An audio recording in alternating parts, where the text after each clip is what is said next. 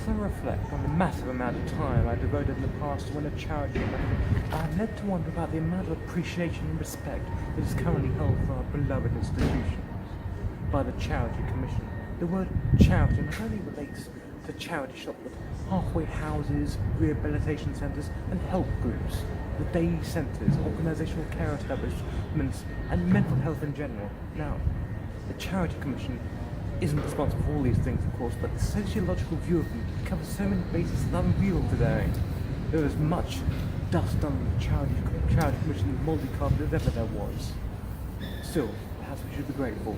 We don't see the sumptuous carpet dripping with neglect and entropy at the back of the shop.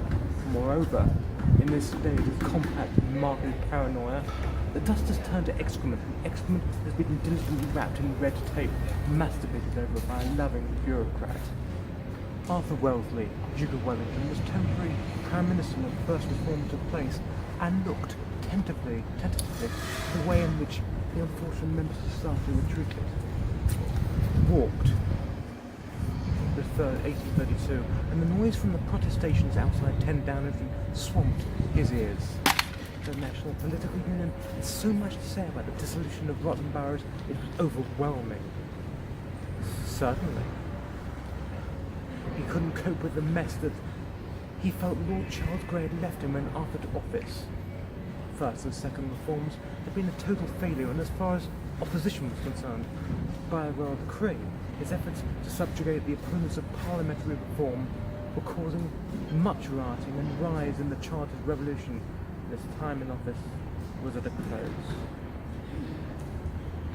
Perhaps it was for the best. Said it was forever, but then it slipped away. Standing at the end of the final masquerade. The final masquerade. Cecil Jackson Cole was instrumental in setting some of the first charity shops that focused on the poor and needy.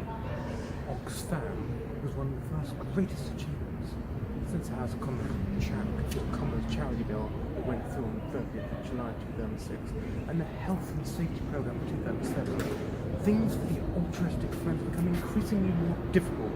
Fathers, corporations, and grouping institutional departments sweep the understanding nature of compassion like great dustpans, and many have to look at the recent mind-numbing, sumptuously absurd behaviour of Charity Green Crescent, Bangladesh, UK, who were only recently accused of funding terrorist activity in 2017, to see the corruption oozing from such institutions.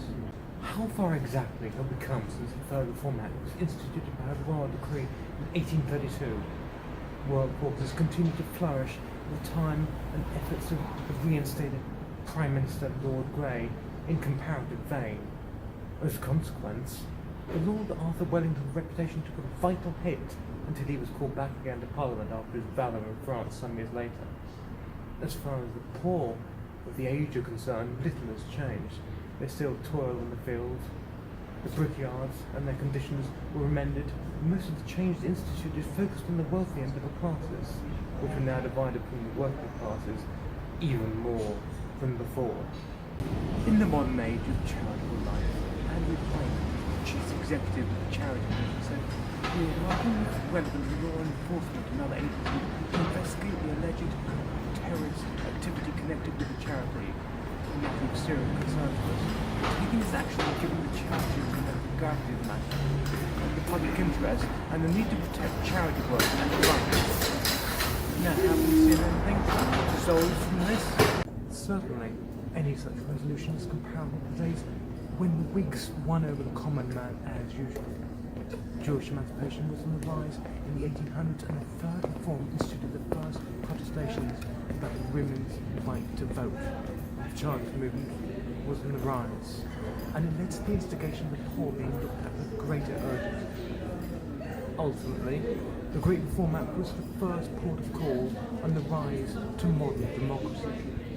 Charity shops were not set up in their current form until the late 1940s, and no one batted an eyelid at the way in which poorhouses were contemptuously taking advantage of the reverse labour force available.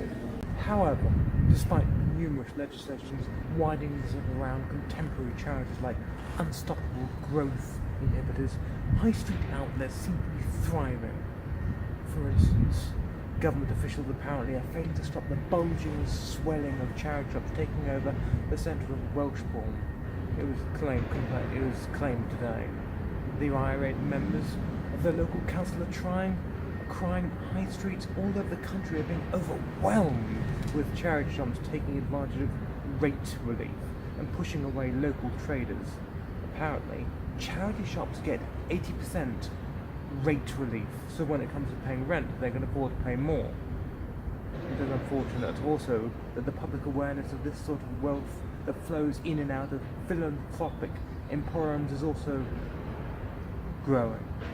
The number of people choosing to shop at village charity shops is, as a result, decreasing from the rate of several years ago. This last might be indicated by the fact that last year's figures on the Charity 250 index went down by 3.74%. A disappointing realization since the average for such is 7.7% per annum. Are we to be blamed for not giving, or are the charities to blame for not asking nicely enough and taking without saying thank you? Probably a bit of both. The statistics are not doing the running about that's much favour. Much has to be spent on badly judged and constraining regulations that seem to change every day between brunch and tea time. Compliance with the laws, when laws are barred by, has become so awkward that it is now the case that not more than 12 people are allowed in a shop at any one time. The situation exacerbated by the new anti-ageism legislation which was being inserted into the workplace in 2006, with a painful twist that is not being received at all well by managers or trustees. There is, of course, the instance that quality control must have their say. It is not enough that our daily lives are dictated to by those anal pen pushers. We now have to accept that they have their hands all over our charitable institutions, the fractured result of an attempt at free democracy that was initiated by the Great Reform Act. All these consideration shops seem to be required to ply such a large amount of their income into complying with these demands that even the larger chains are struggling to break even. Consequently, more than 40% of their income seems to be going into this, and the purpose for which they exist is sidelined. This excessively large governmental intervention, fairly self-evidently, has been acquiring for so long now that the public at large seems to be losing confidence that their money is going where it is needed. As a result, the smaller charities are losing the war on both sides. Fear is underlined by the fact that the prices of these establishments have risen so noticeably. A very fine pair of jeans can be found in many large supermarket chains for £2.50 and similarly in other accessible outlets. Whereas an almost identical pair of accoutrements are provided every day in your local charity store for £4.50. Parochial charity shops, they can be perceived as a shattering micro-empire within a shattered empire of our nation. If the governing body of our charity mission were a leadership party, there would be no vocals, except the small majority clinging to an old and struggling sweater.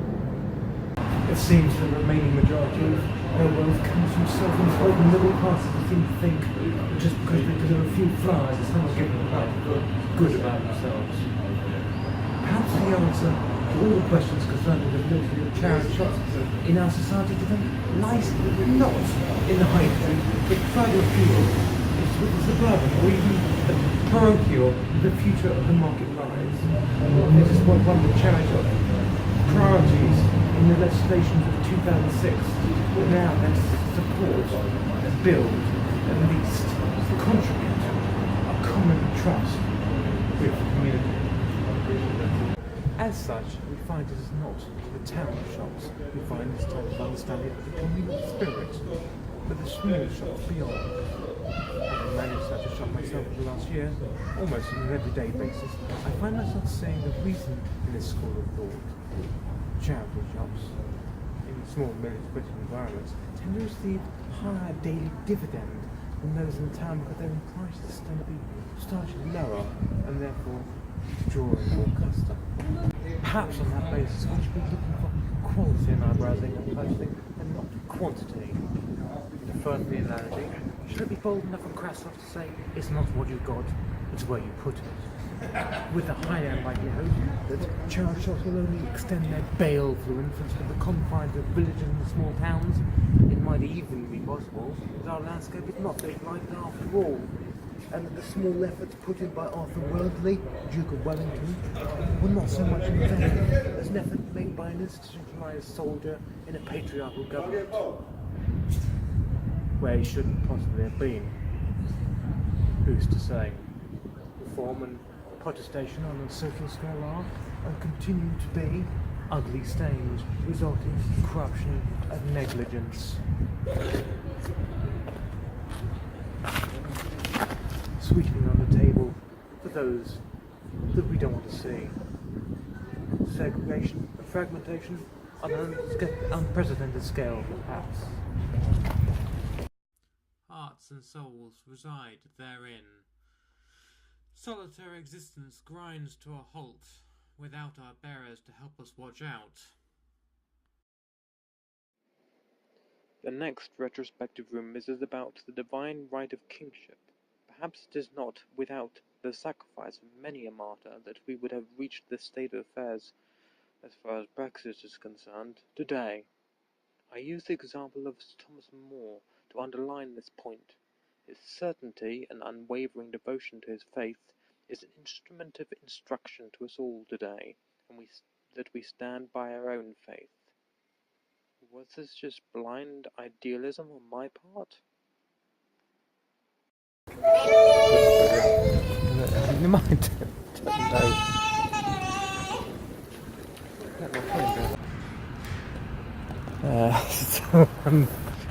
Jesus. You get this? One is like crazy.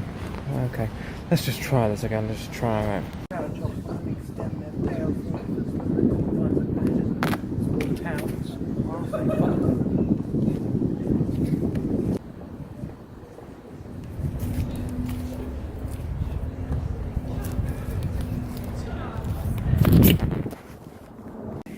Like gossip galore going on here. It's quite redonkulous. It's down there, in fact. It's down there. What's the thing here? What can be happening to our world? I think I've got to change that. Thank you.